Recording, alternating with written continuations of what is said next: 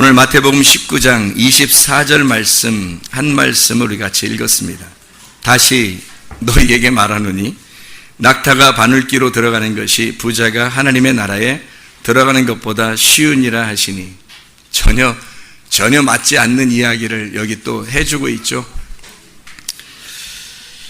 그래서 전혀 맞지 않는 이야기를 누군가가 설명해 주면 좋겠는데, 설명을 누군가가 안 알려주니까 저도 고민하면서 하나님 앞에 기도하고 이 말씀을 같이 나누게 됩니다. 낙타가 바늘구멍 들어가기가 부자가 천국 들어가는 것보다 더 쉽다. 어떤 의미일까요? 어떤 의미를 쓰려고 여기다가 이 말을 갑자기 할까요? 지금 마태복음 19장에 여기 16절부터 누구 얘기를 하는 거예요? 누구 얘기를? 재물이 많은 청년에 대한 이야기를 하고 있습니다. 재물이 많은 청년에 대한 이야기를 하고 있는데, 이 재물이 많은 청년은 지금 뭐가 많다는 거예요? 재물이 많다고 했잖아요, 금방. 재물이 많은데 그 재물이 뭐냐고요? 돈이에요? 아니면 뭐겠어요? 돈 많다는 얘기죠. 근데 성경에서 말하는 이 돈, 이런 의미는 율법의 말씀하고 아주 비슷하게 쓰입니다. 재물이 많다, 그런 청년이 있다는 얘기는 젊을 때부터 하나님의 말씀을 율법적으로 상당히 많이 알고 있다는 얘기예요. 그런 부자 청년이 하나 있었는데, 사도행전에 누굴까요? 사울이죠, 사울. 바울이 되었던, 나중에 바울이 되었던 사울이라는 사람이 청년, 아주 젊은 사람인데, 젊으니까 청년이라고 하는 거죠, 그냥. 젊은 사람인데 말씀을 아주 율법적으로 많이 아는 사람이었어요. 부자였습니다. 그런 사람을 이제 말씀적으로, 율법적으로 부자다, 이렇게 표현하는 거죠. 그러니까 머릿속에 부자는 지금 뭐가 많겠어요? 머릿속에 부자는 뭐가 많아요? 머릿속에 뭐가 많겠어요? 지식이 많겠죠. 부자는 지식이 많다고 하는 거죠. 율법의 말씀을 많이 알고 있어서 아주 지식적으로 많은 사람을, 그런 부자 청년을 얘기하는 거죠. 부자 청년이 와서 예수님께 뭐라고 얘기해요? 내가 어떻게 해야 영생을 얻을 수 있겠습니까? 그러잖아요. 보통 사람들이 얘기할 수 없는 얘기거든요. 영생을 얻으려고 내가 뭘 좀 어떻게 하고 싶은데, 영생을 얻기 위해서 내가 뭘 했으면 좋겠어요? 라고 물어보는 건 아무나 하는 얘기가 아니죠. 영생 얻으려고 세상에 내가 어떻게 하면 영생 얻겠습니까? 어떻게 뭘 해야 영생 얻습니까? 라고 하는 건 뭘 한다는 얘기거든요. 자기가 뭘 좀 한다는 얘기예요. 그래서 그걸로 영생을 얻어야 될 텐데 뭘 하는 거로 영생을 얻을 수 있을까? 그런 얘기를 하니까 주님께서 뭐라고 그러냐면, 너 율법에 뭐라고 썼냐? 율법에. 그러니까 율법에 쓴 거를 쭉 얘기해요. 그리고 율법에 쓴 거를 얘기하고, 이거 다 내가 했는데 뭐 부족합니까? 뭐 그런 얘기를 하잖아요. 이게 무슨 말이냐면, 마태복음 19장에 자기가 영생에 들어가려면 계명을 지켜야 된다, 예수님이. 그래서 그럼 나 계명, 어떤 계명입니까? 다 지키려고요. 그랬더니 계명 살인하지 마라, 간음하지 마라, 도둑질하지 마라, 이거 다 얘기해요. 그랬더니 청년이 하는 말이, 이 모든 것을 내가 지켰는데요, 이렇게 하잖아요. 그러니까 얼마나 부자 청년이에요. 그 정도로 잘 율법을 지키는 자였단 말이에요. 사도 바울이 바울 되기 전에 사울이었을 때 율법을 안 지켰을까요? 율법 안 지켜 사람 죽였을까요? 아니에요. 율법을 너무 철저하게, 지나치게 유대교를 믿어서 그랬던 거예요. 지나치게 그 유대교에 심취돼서 바리새인으로 살다가, 바리새인의 가장 훌륭했던 그 스승에 의해서 지도를 받고 그렇게 사는 사람이기 때문에 재물을 드려야 되겠다는 거예요. 그러니까 이단같이 생긴 스데반, 그러니까 이단같이 생긴, 유대교로 볼 때는 아주 개만도 못한 그 사람을, 이방인처럼 그런 자를 하나님 앞에 제물로 드려버리려고, 그래야 자기의 열심이 드러날까봐, 그래서 사도 바울이 바울 되기 전에 사울이었을 때 드린 사람이에요. 스데반을 하나님께 드리려고 죽인 겁니다.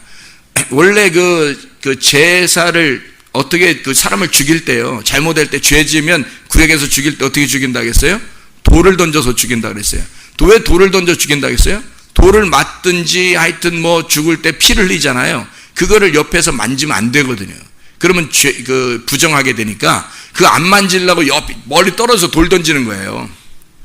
피 안 묻히려고. 자기는 죄가 없게 하려고요. 자기가 피를 묻히면 죄가 되니까. 그래서 돌 던져서 죽인 거예요. 그 심판한 거죠. 자기들의 그 율법으로 스데반을 심판한 겁니다. 가늠한 여자도 심판하려고 끌고 와가지고 사람들이 둘러서서 돌 하나씩 다 들고 있었잖아요. 그게 다 심판이에요. 돌로 심판하는 겁니다. 그들이 말하는 돌은 말씀이에요. 그들이 말하는 돌은, 그러니까 말씀으로 심판하기 위해서 그들은 알고 있었던 율법주의자들, 부자였단 말이에요. 여기 지금 부자 청년도 마찬가지로 율법주의자, 부자 청년이란 말이에요. 그러니까 부자가 천국 가기가 쉽다 어렵다. 율법 너무 많이 지키고 있지만 사실 그거 가지고는 천국 가기 어렵다고 얘기하는 거예요. 왜 어렵다고 설명하려고 하는 거예요? 낙타가 먼저 들어가니까.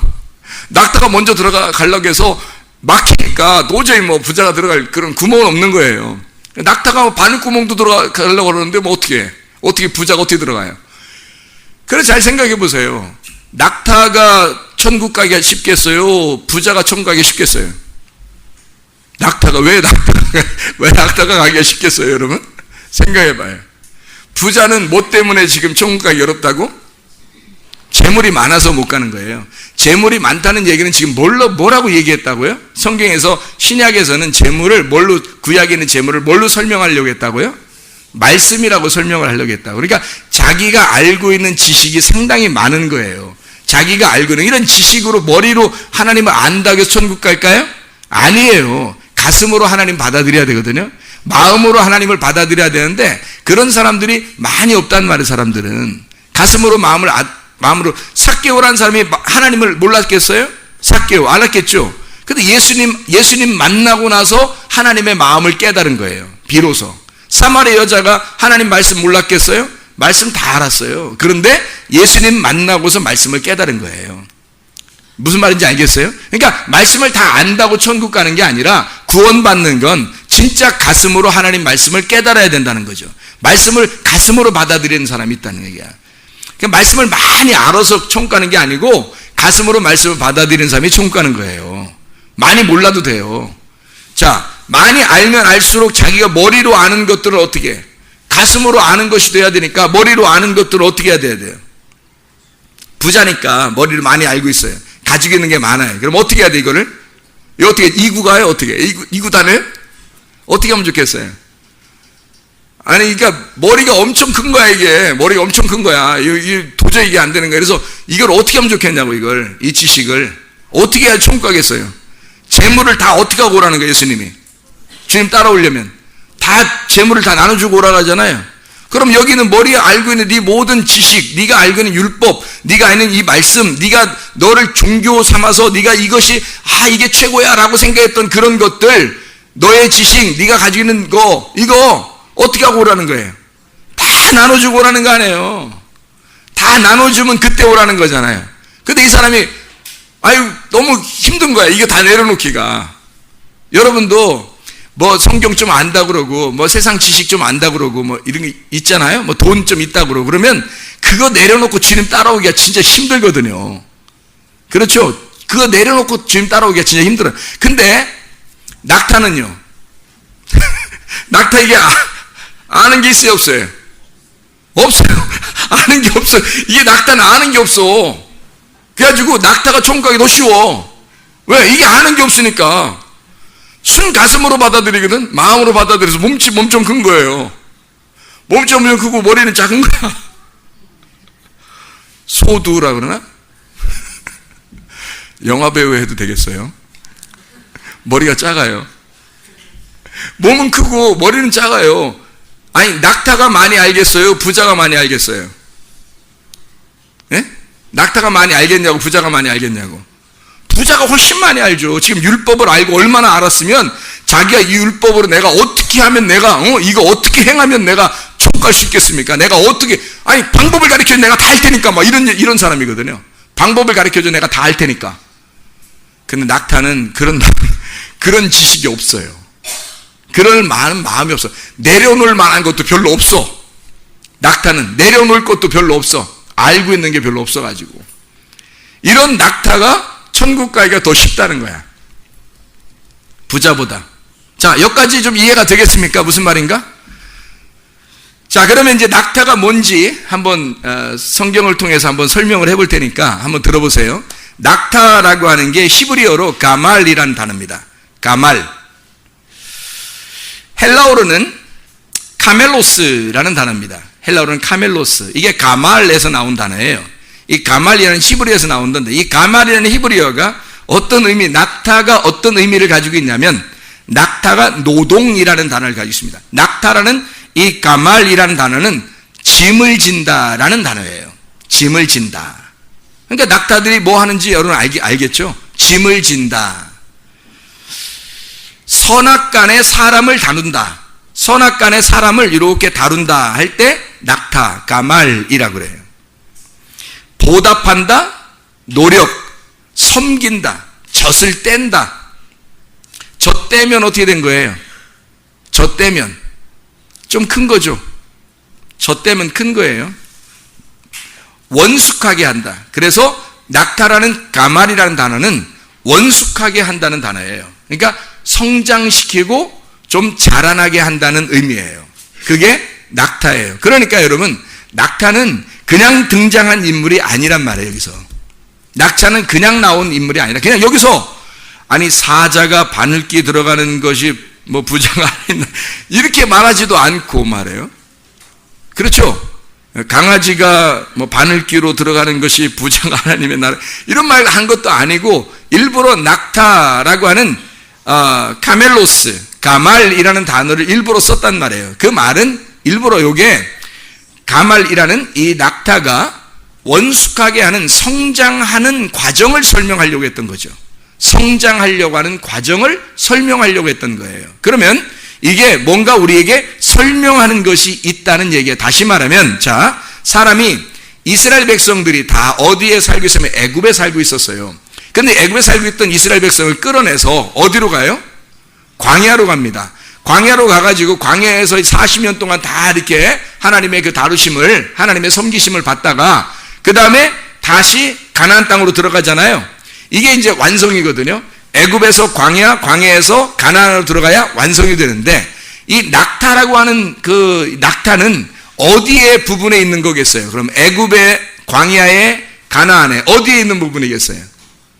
젖을 떼고 하나님의 섬기심을 받는 또 짐을 지는 광야의 생활을 설명하는 거죠. 낙타가. 그래서 낙타가 어디에 살아요? 사막, 광야 이런 데 산단 말이에요. 이해가 되겠어요? 그래서 낙타를 일부러 거기다가 등장을 시켰단 말이에요. 제가 낙타를 직접 보니까 어떻게 생각하면 난 낙타를 보면서 은혜를 받았어요. 낙타를 가서 이렇게 중동 지역에 가서 낙타를 보면서 은혜를 받았어요. 왜 은혜를 받냐면 뭐 눈물이 나려고 그러는 거예요. 눈물을 흘리면 다 은혜 받는 건가 보다. 그런 얘기가 아니라 막 낙타를 보는데 너무 눈물이 나는 거예요. 왜냐면 사람을 태우려고 이제 기다리는데 말이에요. 그 낙타 여관 이런 데 앞에서, 마국간 이런 앞에서 기다리는데 저렇게 무릎을 꿇고 앉아 있는 거예요. 무릎을 꿇고 이렇게 딱 앉아 있는데요. 얼마나 눈이 우수에 젖어 있고 이쁜지 말이에요. 그냥 그 호수에 빠져버리기 싶더라니까. 눈이 커요. 그리고 눈이 금방이라도 울어버릴 것 같은 그런 눈이에요. 그러면서 이렇게 쳐다보면서 이렇게 가만히 이렇게 있어요. 이게 무릎을 딱 꿇고요. 잠을 잘 때도 그렇게 잔다네요. 무릎을 꿇고 딱. 그러니까 이게 막 너무 이쁜 거예요. 너무 이뻐서 은혜 받았느냐 뭐 그런 의미가 아니라 무릎을 딱 꿇고 있는데 이 무릎에 털도 있을 거 아닙니까? 원래 가만히 태어날 때 그죠? 이렇게 무릎에 털도 있고 이렇게 있을 거 아니에요. 근데 무릎을 하도 꿇어서 사람을 태우려고 꿇어 있으니까 이게 무릎이 다 헤어졌어요. 다 헤어져서 이 거죽이요, 이 속에 있는 가죽이 그냥 딱딱한 가죽으로 이렇게 돼 있어요. 이 위에는 털이 있고 밑에도 좀 털이 있는데요. 여기 무릎은요, 막 진짜 뭐 바늘도 안 들어갈 정도로 이게 막 딱딱한 그런 그 굳은 살이 배겨서 이렇게 하도 무릎을 꿇어서 그래서 이 낙타 무릎처럼 무릎을 꿇고 기도해야 된다, 우리가. 이제 이게, 우리 낙타가 보여주는 것 같더라고요, 보여주는 것 같더라고요. 그래서 낙타를 보면서 너무 은혜가 되는 거야. 저 낙타도 우리에게 그렇게 무릎을 꿇고 우리 사람을 태우려고, 그 주인에게 복종하고 이렇게 무릎을 꿇고 있는데, 우리는 하나님 앞에 왜 이렇게 목이 곧고 교만하고 고집부리고 뻣뻣하고 왜 이렇게 서 있느냐 이거지. 좀 하나님 앞에 무릎 꿇고 하나님께 나 당신의 말씀에 내 순종하겠습니다 하면서 그렇게 무릎을 꿇고 있으면 얼마나 이쁘고 아름답게 볼까, 하나님께서. 그런 마음이 막 들어오니까 이게 낙타가 은혜스럽더라고요, 낙타가. 자, 낙타라는 의미가 어디에? 애굽이 아니라 광야에 있는 동물이다. 이 광야에서 우리를 성숙시키는 그 신앙의 여정의 과정에서 중간 단계에 있는 동물이 낙타라는 동물이라는 말이죠. 자, 바늘귀라고 하는 게 있어요. 바늘귀. 그럼 이 바늘귀가 뭐냐 이거야. 바늘귀라고 하는 게 바늘이라는 말하고 귀라는 말의 합성어거든요. 이 바늘이라는 말이 흐라피스라는 단어예요. 이 흐라피스라는 단어는 바느질한다, 찌른다, 이렇게. 바늘 하면 여러분 바늘질 하다가 안 찔러본 사람이 별로 없을 거예요. 그래서 이게 아마 찌른다 할 때 바늘이라고 아마 그러는가 봐요. 이 찌른다는 것도 바늘 이렇게 이야기하는가 봐요. 흐라피스라고요. 귀라고 하는 게 있어요. 귀가 이런 귀를 얘기하는 게 아니고요. 귀라고 하는 게 트리페아라는 단어인데요. 이 트리페아라는 단어가 틈이라는 단어예요. 여러분 우리가 틈 많이 배웠죠? 바위 틈도 있고, 그죠? 바위가 쪼개져서 틈을 만들어내고 휘장이 찢어져서 그 틈을 만들어낸다. 그렇게 할 때 그 틈 있잖아요. 트리페아라고 하는 틈, 요게 바늘귀 할 때 귀예요. 바늘구멍이라고도 하고요. 이 틈이 눈이라고도 합니다. 바늘눈, 바늘귀, 그리고 틈 이렇게 할 때 트리페아. 트리말리아에서 나왔는데 이게 달아 빠지다. 이게 아주 달아 빠지다, 바늘구멍, 구멍을 의미하는 거예요. 자, 그럼 우리가 잘 생각해 봐요. 왜 하나님은 주님께서 바늘귀로 낙타가 들어가는 것이 더 쉽다라고 얘기했을까? 바늘귀라고 하는 게 뭐라고요? 어떤 작은 구멍이라는 거예요. 자, 이해가 되겠습니까? 작은 구멍을 이야기하는 게 지금 바늘 구멍이에요. 그 작은 구멍을 만들 때 바늘로 귀를 만들었으니까, 바늘 귀니까 이 바늘이 뭐라고요? 찌르는 거죠. 우리를 위해서 대신 찔리신 분이 계셔요. 옆구리가 찔리신 분이 계셔요. 누굴까요? 주님이시죠. 그 주님이 옆구리를 찔리셔서 여기에 구멍을 냈단 말이에요. 옆구리에 구멍이 났어요. 그래서 여기에 피와 물이 나오셨거든요. 심장이 터지셔서. 그래서 우리를 위해서 여기 옆구리에 구멍을 내고 이 옆구리의 구멍으로 우리 보고 들어오라는 거예요. 근데 이 옆구리에 누가 들어가려고 그러면 낙타가 머리를 밀고 들어가려고 하는 거예요. 자, 그러면 이게 어떤 거예요? 낙타가 여기 들어가는 게 더 쉽겠다는 거예요. 부자가 들어가는 것보다. 자, 무슨 말일까요? 이게 바늘귀라고 하는 게 우리가 생각했던 건 바늘 구멍 이렇게만 생각해서 어이구 여기에 낙타가 어떻게 들어가나 뭐 이렇게만 생각했는데, 이 낙타라고 하는 걸 가만히 의미를 생각하니까 가말이라는 걸 잘 생각하니까 광야에 있는 우리의 신앙 여정에 있는 광야의 생활을 우리가 의미하는 거고, 광야의 생활을 의미하는 이것은 성소로 말하면 뜰, 성소, 지성소라고 할 때 성소에 해당하는 의미란 말이에요. 성소에 해당하는. 그러면 성소에서 지성소로 들어갈 때는 뭐가 있나요? 휘장이 있죠. 그 휘장이라는 것이 틈이 생겨야 들어갈 수 있는 거죠. 그렇죠? 틈이 생겨야. 그러려면 어떻게 휘장이 어떻게 돼야 돼요? 찢어져야 되겠죠. 휘장이 찢어진 날이 있는데 언제일까요? 예, 요한복음 19장 30절에 보니까 예수님께서 다 이루었다 하실 때 십자가 못 박혀 돌아가시면서 자기가 죽으실 때 휘장이 틈이 벌어졌다고요. 그게 찢어졌단 말이에요. 그래서 성소에서 지성소로 들어가게 됐다는 거죠. 자, 성소에서 지성소로 들어갈 때 이 휘장이라는 문은 좁은 문일까요? 넓은 문일까요? 좁은 문이라는 거죠. 좁은 문. 그러니까 우리는 지금 좁은 문으로 들어가야 돼요? 넓은 문으로 들어가야 돼요? 좁은 문으로 들어가야 돼요. 그러면 넓은 문은 어디에 있어요? 성소 바깥에 있어요. 성소 바깥에가 넓은 문이에요. 성소 안에 지성소로 들어가는 문이 좁은 문이고요. 그러니까 거기에 지금 틈이 생겨야 거기 안으로 들어가는데 틈이 안 생겨서 휘장이 막혀 있잖아요. 그러면 성소에 있다가 뜰로 다시 나오고 뜰에서 밖으로 나오는 그 문이 더 커요.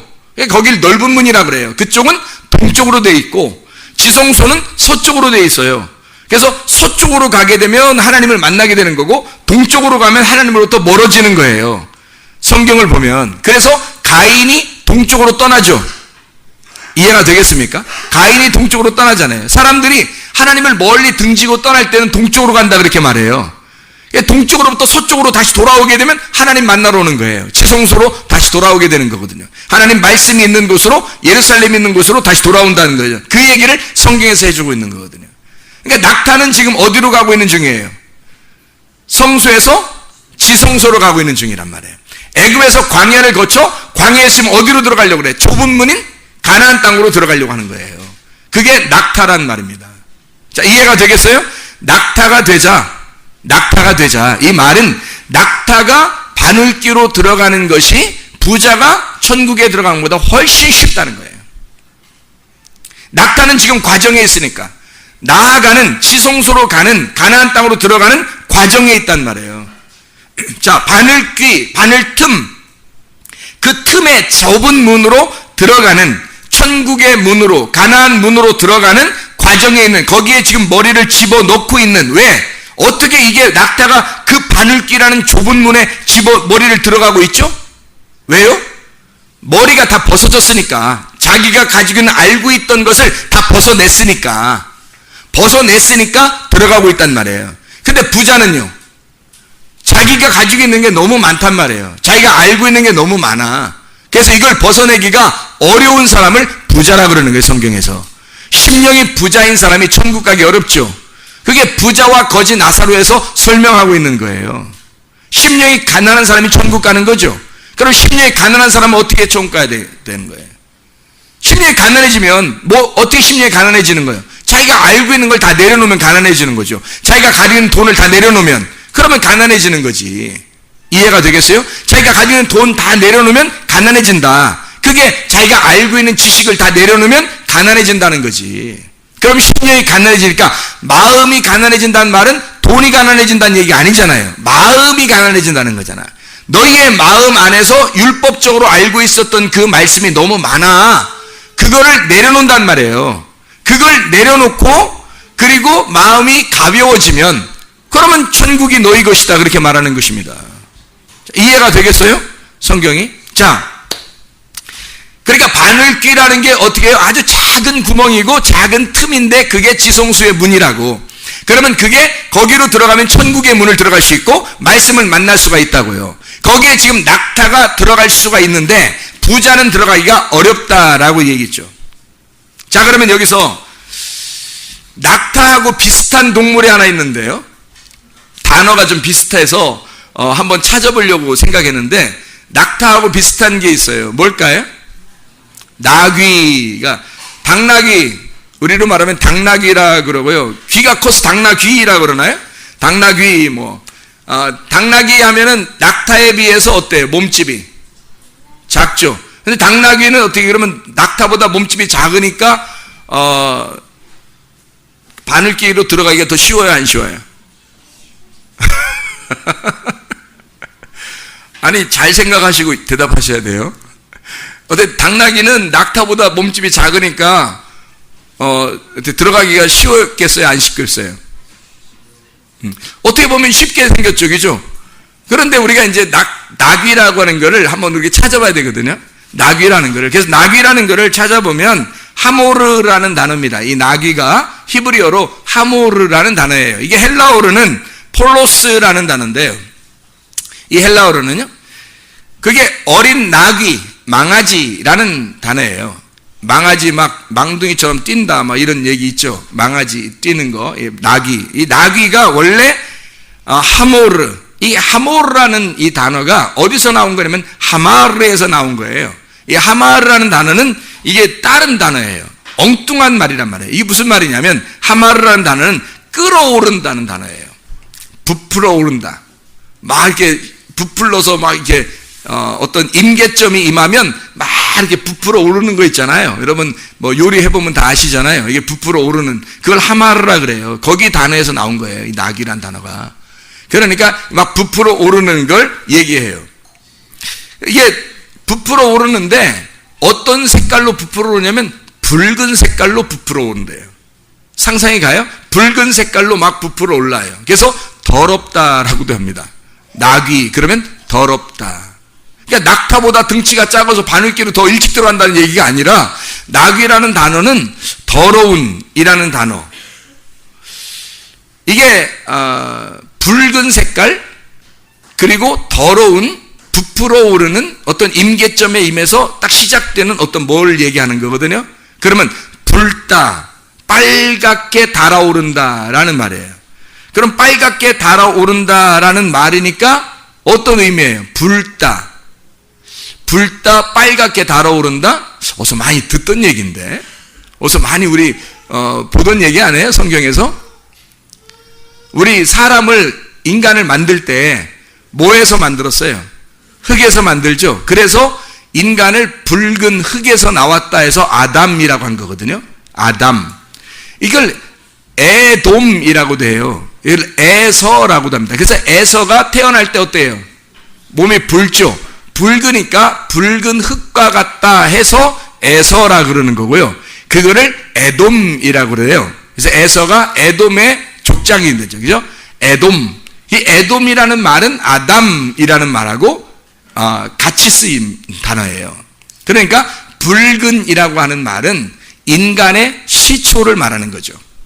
인간의 시초. 그러면 낙이라고 하는 것은 중간이 아니라 어디에 해당하겠어요? 시초에 해당하는 거죠. 시초에 해당하면 어디에 사는 사람이, 어디에 사는 걸 얘기해요? 애굽에 사는 걸 얘기하는 거죠. 이해가 되겠습니까? 애굽에 사는 동물. 아니 광야에는 나귀가 없어요? 가나안 땅에 나귀가 없어요? 있어요. 가나안 땅에 가보니까 낙이 있더라고요. 거기에도 낙이 있고 광야에도 낙이 있어요. 근데 지금 제가 설명을 하는 거예요. 낙타는 어디에 사는 동물이라고요? 광야에 사는 동물이라고. 나귀는 어디에 산다? 붉은 흙과 같은 거니까, 시작이니까. 애굽, 광야, 가나안에서 어디에? 나귀는 애굽에 해당하는 거란 말이에요. 자, 제가 설명을 해드릴게요. 어떨지. 여러분 이게 이해가 되는지 잘 설명을 들어보셔요. 나귀가 하나님 앞에 제사를 드리게 되려면 어떻게 드리냐면 이렇게 드려야 돼요. 찾아봐야 돼요. 출애기 13장 13절. 출애기 13장 13절. 자, 뭐라고 되어 있냐면요. 나귀의 첫 새끼는 다 어린 양으로 대속할 것이요. 왜 어린 양으로 대속하냐면 부정해서 그런 거예요. 부정해서.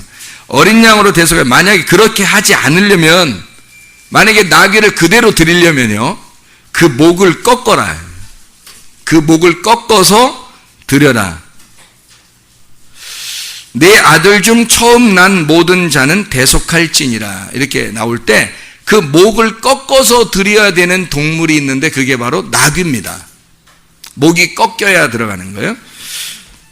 출애기 34장 20절 말씀에서도 나귀의 첫 새끼 어린 양으로 대속하고 그렇게 하지 아니하려면 그 목을 꺾을 것이며 내 아들 중 장자는 다 대속할지며 빈손으로 내 얼굴을 보지 말지니라. 나귀를 데려와. 근데 목 꺾어 드려라. 그렇게 얘기하는 거고요. 신명기 10장 16절에서도요. 그러므로 너희는 마음에 할례를 행하고 다시는 목을 곧게 하지 마라. 이런 말이 있죠. 목을 곧게 하지 마라. 그러니까 나귀는 뭐에 해당하는 거예요? 왜 목을 꺾으라 그래요? 목을 왜 꺾으라 그래요? 나귀를? 목이 곧아서 그런 거예요. 목이 곧다는 말은 어떤 의미예요? 목이 곧다 그 말은 어떤 의미? 예, 고집이 세다는 말이에요. 교만하다. 고집이 세다. 그러니까 당나귀, 이 나귀라고 하는 것은 어떤 의미를 주기 위해서 성경에 우리에게 등장을 시켰을까요? 다른 동물들도 많은데 왜 나귀를 등장을 시키냐면 성경에서는 나귀라고 하는 거예요. 예수님이 나귀 타고 가시죠. 예루살렘 입성하실 때 나귀 타고 가잖아요. 그럼 나귀를 왜 타고 가셔요? 나귀를 왜 타고 가셔요, 여러분? 나귀가 어디에 있던 걸 데려와요? 그 동네에서 뭐 매여 있었는데 이렇게 줄로 이렇게 매 있는 거 이렇게 풀어오라 그러잖아요. 줄로 매여 있어요. 그러니까 줄로 매여 있다는 말은 지금 어떻게 돼 있다는 얘기예요. 세상에 매여 있다는 얘기잖아요. 그러면 그거를 풀어오는데 나귀가 어린 나귀예요. 나귀 새끼를 가져오래요. 나귀 새끼를 가져오라는 거예요. 그럼 나귀 새끼를 가져오라면 잘 생각해 봐요, 여러분. 나귀 새끼를 가져오라면 새끼가 아니 자기는 가만히 거기 묶여 있었는데 끌고 오라 해서 누가 풀어주더니 다 끌고 가는 거예요. 그 새끼가 뭘 알아요? 그 새끼가 아니 그 새끼가 뭘 알아요? 어린 나귀 새끼가 뭘 하냐고, 그죠? 이거 풀어가지고 그냥 끌려가니까 그냥 가는 거예요. 그 말은 뭐예요? 아무도 타보지 않았다라고 거기 나오죠. 아무도 타지 않은 나귀라는 거예요. 그 말은 뭐예요? 누구도 주인이 돼본 적이 없는 거예요. 자, 세상에 매여 있지만 아무도 주인이 돼본 적이 없는, 다시 말하면 죄가 없는 이란 말이에요. 나귀는 나귀인데 죄가 없는 이란 말이에요. 예수님이 끌고 오라는 거예요. 누가 타려고? 자기가 타려고. 나귀가 조만해요. 작아요. 어린 나귀 새끼니까 아주 작겠죠. 더 작겠죠. 그죠? 그런 작은 걸 예수님이 몇 살 때예요? 그 탈 때가. 너무하신 거 아닌가? 예수님이 좀, 야, 낙타 좀 데려와 봐라. 뭐 이러면 더 좋잖아요. 아니면 말 좀 하나 끌고 와 봐라. 뭐 이러면 더 좋을 텐데. 그게 멋있잖아요. 이렇게 백마 타고 가고 막 이러면 멋있잖아요. 근데, 당나귀를 세상에 그때가 예수님이, 33년 반을 사셨으니까 이 땅에서 33년 반이니까 적어도 33살 정도는 됐을 거 아니에요. 33살 된 그 건장한 청년이 조그만 나귀 새끼 하나, 그거 타가지고 그 새끼가 뭘 알아요? 얼마나 힘들겠냐고. 그렇죠? 그거를 타고 가신다? 이상하잖아요. 자, 보세요. 거기엔 뭔가 사인이 있는 거예요. 어린 나귀 새끼는 분명히 그 어린 나귀는 누군가에 매여 있어요. 다시 말하면 이 세상에 매여서 오신 자를 말하는 거예요. 이 세상에 오신 자인데 아무도 그를 주인 행세를 해본 적이 없는, 아무도 자기를 죄짓게 하거나 죄를 진 적이 없는 나귀란 말이에요. 예수님이 설마 우리 타고 다니겠어요? 아니에요. 그 자신이 스스로 나귀로 오셨다는 것을 설명하려고 한 거예요. 처음 시작이잖아요. 나귀라는 단어가 붉은 이 땅에 말씀이 육신으로 오신 예수님을 설명하려고 한 거죠. 말씀이 육신으로 오셔서 처음 애굽으로부터 출발하는 거예요. 애굽으로부터 출발해서 어디로? 예루살렘 성전에까지 지금 가는 겁니다. 그거를 예수님이 타신 거예요. 이제 그 예수님을 말씀이 육신돼서 오신 그 예수님이 설명하러 가시는 거예요. 그러니까 어린 나귀 새끼를 타고 가는 거죠. 이해가 되겠습니까? 자, 나귀를 잘 여러분이 알게 되면 성경이 이렇게 되어 있구나라는 것을 깨닫게 돼요, 성경을. 근데 나귀를 잘 모르면 이거 뭐야? 나귀 새끼 타고 우리 타고 다니는 거 아니야? 우리 힘들지만 우리 예수님 열심히 우리 예수님 좀 모시고서 열심히 살아보자. 뭐 이렇게밖에 안 되죠, 해석이. 그렇죠? 그게 아니라 주님이 그런 식으로 우리의 것을 받아주려면 아까 부자 청년이 어떻게 해요? 열심히 나 영생 얻으려고 뭔가 좀 하고 싶은데요. 그럼 예수님이 이것도 하고 저것도 하고 저것도 하고 그렇게 해서 이렇게 하면 옳게 될 거야 라고 얘기했어야죠. 근데 그렇게 해서는 천국 올 수가 없다는 겁니다. 주님의 은혜로만 와야 돼요. 주님의 은혜로만. 네가 알고 있는 거, 네가 가지고 있는 거 다 내려놓기 전에는 못 와. 네가 알고 있는 거, 네가 가지고 있는 거, 네가 가지고 있는 돈, 네가 가지고 있는 네가 우상처럼 생각하는 너의 남편, 아내, 자식, 돈, 명예, 권력, 이런 거, 너 지식, 이거 다 내려놓지 않으면 주님 앞에 못 와. 너 은혜 못 받아. 그거 다 내려놔야 차라리 낙타가 천국문에 들어가기가 쉽다. 그는 지금 계속 진행해 가고 있는, 광야길에서 계속 지성소로 향해 가고 있는 동물이니까 그 낙타가 천국에 들어가기가 쉽다라고 얘기하는 거죠.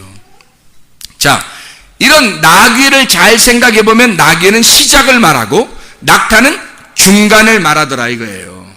자, 그러면 이제 우리가 어떻게 해야 돼요?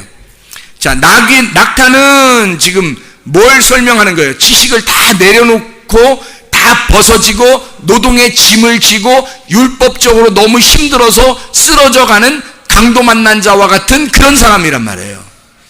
사마리아 여자와 같이, 삭개오와 같이 그런 자란 말이에요. 그게 지금 진행해 가고 있는, 너무 힘들게 짐을 지고 노력하고 섬기고 가는 자인데 그가 힘들어요. 그 힘들다는 사실을 깨달았어요. 낙타가 자기의 것을 다 벗어버리고 지금 힘겹게 광야길을 가고 있는 낙타란 말이에요. 나귀는 그런 반면에 나귀는 처음 애굽으로 다시 돌아가자는 겁니다. 애굽으로 돌아가자. 애굽에서 사는 게 더 편하다. 애굽에서 매여 있는 게 더 편하다. 예수님 태우고서 가는 게 편하겠어요? 애굽에서 그냥 매여 있는 게 훨씬 더 편하겠어요? 그냥 매여 있는 게 훨씬 더 편한 거예요. 예수님 태우고 다녀봐요. 얼마나 힘든가. 그러니까 이게 처음에 시작하는 단계를 설명하는 거예요. 처음에 시작한 단계. 그래서 거기서 출발을 해서 광야로 갔다가 가나안 땅으로 들어가는 것을 설명하는 거거든요. 이게. 그러면 잘 우리가 생각해 보면 이해할 수가 있습니다. 자, 보세요. 회개라는 걸 사람들이 하라고 그래요. 그죠? 회개. 그럼 회개를 누가 회개를 해야 되는 거예요? 누가 회개해야 돼요? 회개하면 어떻게 되는데? 자, 돌아온 탕자 얘기를 해드릴게요. 돌아온 탕자가, 자, 탕자가 나가기 전에 아버지한테 회개하고 나갔어요? 아니면 그냥 나갔어요? 그냥 나갔어요. 그냥 나갈 때는 부자로 나갔어요? 거지가 돼서 나갔어요? 부자가 돼서 나갔어요. 부자는 회개할 수가 없다는 걸 얘기하는 겁니다. 부자는 회개할 수가 없어요. 어떻게 될 때 회개하는 거예요? 나가서 다 잃어버리고 그 다음에 돌아오면서 돼지가 난지 내가 돼지인지 잘 몰라서 돼지 먹는 걸 같이 먹다 보니까 돼지 얼굴 쳐다보다가 서로 깜짝깜짝 놀래. 같은 거울 쳐다보는 줄 알고. 그래서 거기서 돼지가 먹는 걸 같이 먹다가 깨달은 거죠. 아버지한테 가야 되겠다. 그래서 거기서 회개하게 됩니다. 그렇죠? 아버지한테 내가 돌아가야 되겠다라고 하는 게 회개예요. 회개가 뭐 다른 거 복잡한 게 아니라 하나님, 내가 아버지의 뜻대로 살지 못했는데 아버지의 말씀도 내가 모르고 내가 생활했는데 아버지의 뜻을 정말 깨닫기를 원하고 아버지의 그 말씀을 내가 그 말씀대로 내가 순종하며 살겠습니다 할 때 그게 회개란 말이에요. 그래서 거기서 깨달은 거예요. 회개하는 거예요. 그리고 돌아가게 되는 거거든요. 자, 처음에 돌아온 탕자가 나갈 때는 뭘로 나갔어요? 나귀로 나간 거예요. 그리고 돌아올 때는 어떻게, 돼지하고 같이 있을 때는 회개할 때 낙타가 된 거고요. 낙타가 다시 바늘귀로 들어가서 지성소의 문, 아버지의 집에 들어갈 때는 거기서 잔치하게 된다는 얘기입니다. 자, 부자와 거지 나사로도 마찬가지예요. 부자와 거지 나사로가 둘이 떨어져 있는 얘기가 아니라 예수님께서 그 둘을 같이 설명해 주려고 하는 거예요. 부자가 있는데 이거 다 반드시 욕가, 부자는. 그리고 심령이 가난한 거지 나사로는 총회 간단다. 그러면 부자 보고 계속 얘기해요. 나사로하고 예수님하고 얘기한 게 있어요, 없어요? 나사로하고, 거지 나사로하고 예수님이 얘기한 게 있냐고 없냐고. 아니, 누가 보면 16장을 잘 읽어보면 알잖아요. 부자와 거지 나사로 얘기를. 그러면 예수님이 거지 나사로하고 얘기한 게 있어요, 없어요? 없어요. 그럼 누구하고 얘기했어요? 부자하고 얘기하는 거예요. 그럼 부자는 어디 갔어요? 지옥에 갔어요. 그러면 지금 진짜 지옥에 간 부자가 지금 있어요, 없어요? 없어요. 예수님이 그냥 얘기로 하는 거예요. 얘기로 지금 하는 거니까 얘기를 지금 누구한테 하는 거예요? 부자들인 바리새인들한테 얘기하는 거겠죠. 그렇죠? 유대인들, 바리새인들한테 지금 얘기하는 거예요. 얘기하니까 니네는 뭐다고? 니네 지옥에 가는 부자라고. 그 얘기하는 거잖아. 그러니까 예수님 지금 누구하고 얘기하는 거예요? 바리새인들, 유대인들한테 너희들 부자야. 너희들 천국 못 가. 너희들 지옥 가는 거야. 너희들이 알고 있는 율법, 너희들이 가지고 있는 돈, 그거 가지고는 지옥 가. 천국 가는 게 아니야. 하나님 말씀을 제대로 깨달아 이걸 다 잃어버려야 가난한 거지 나사로가 돼야 아브라함의 품에. 너희들은 아브라함의 자손이라고 이야기했지만 너희들은 천국 못 가. 너희 걸 다 잃어버려야 아브라함의 품에 들어가는 것이다 라고 하는 걸 얘기해 주는 거잖아요. 이해가 되겠습니까? 이게 다 나귀에서 시작을 해서 낙타로 갔다가 바늘귀로 들어가는 거예요. 무슨 말인지 알겠죠? 그래서 부자가 천국 가기가 어려운 거예요. 부자는 바로 애굽에서 바로 가나안 땅에 확 들어가 버리지 못하는 거예요.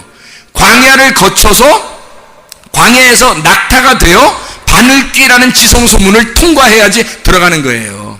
부자는 들어가기가 어렵다. 그 말씀을 하고 있는 겁니다. 자, 말씀을 이해하셨죠?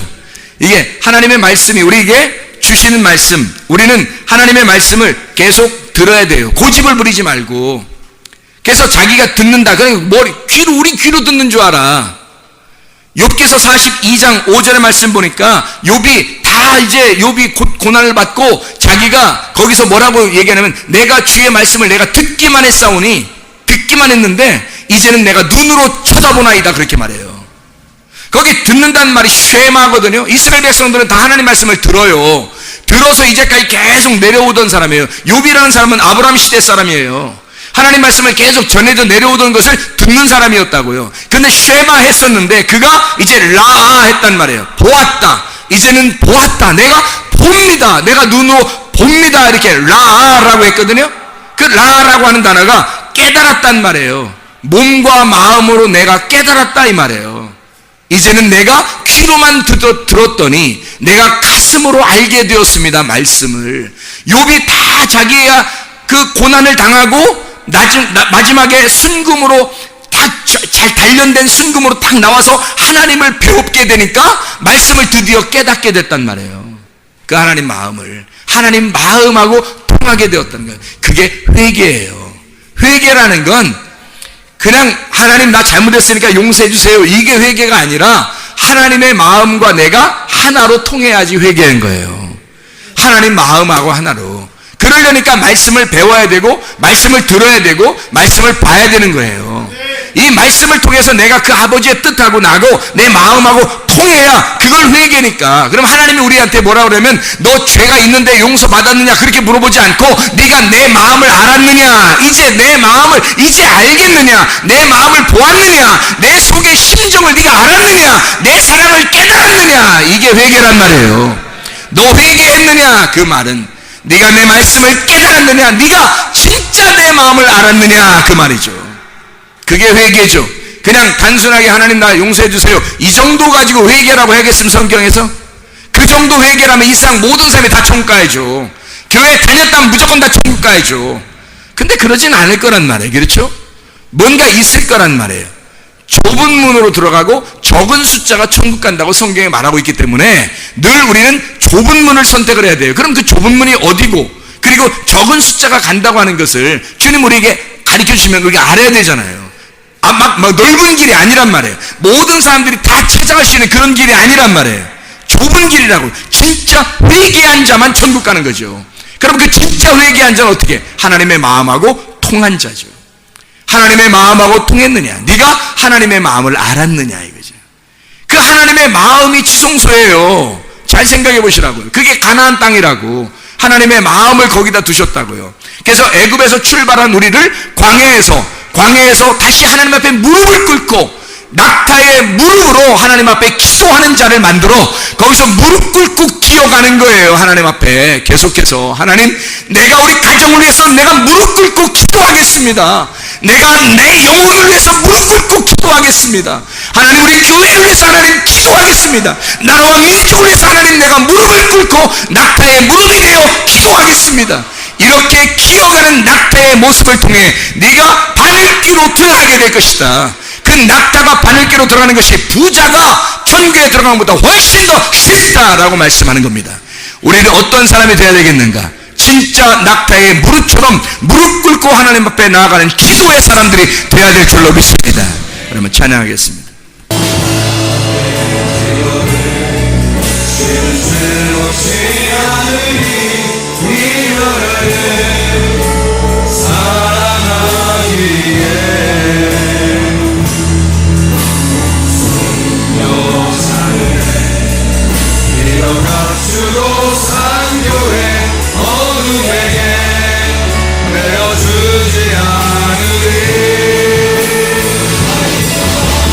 나의 기도가 이 교회 살릴 수 있다.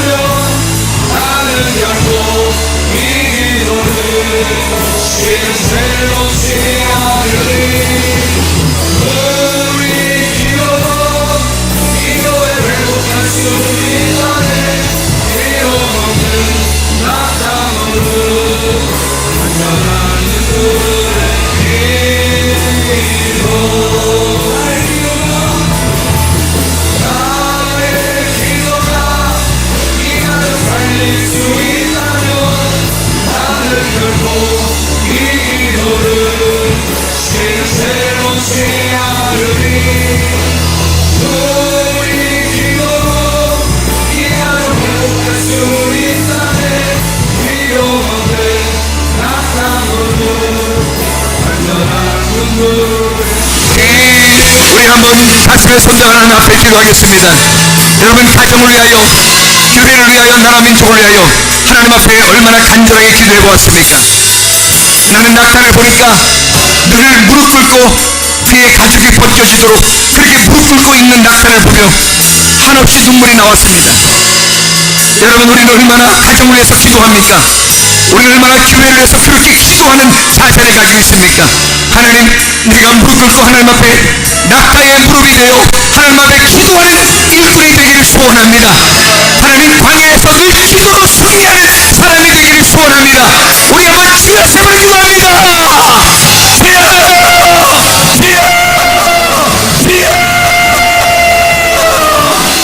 우리 하나님 아버지, 낙타의 무릎이 되어 하나님 앞에 끊임없이 기도로 나아가는 주의 백성들 되게 도와주시옵소서. 하나님 아버지, 광야교회 시대에 우리 광야교회 신앙 여정에서 늘 하나님 무릎으로 주님 앞에 갈 수 있도록 하나님 아버지여, 낙타의 무릎을 배우게 하시고 진실로 하나님 하늘 구멍으로 들어가시는 그 틈새로 들어가시는 지성소의 문으로 들어가시는 가정을 위하여 기도하는 자들에게 도와주시고 하나님 아버지, 교회를 위하여 기도하는 자들에게 도와주시며 나라 민족을 위해서 기도하는 자들에게 도와주시옵소서.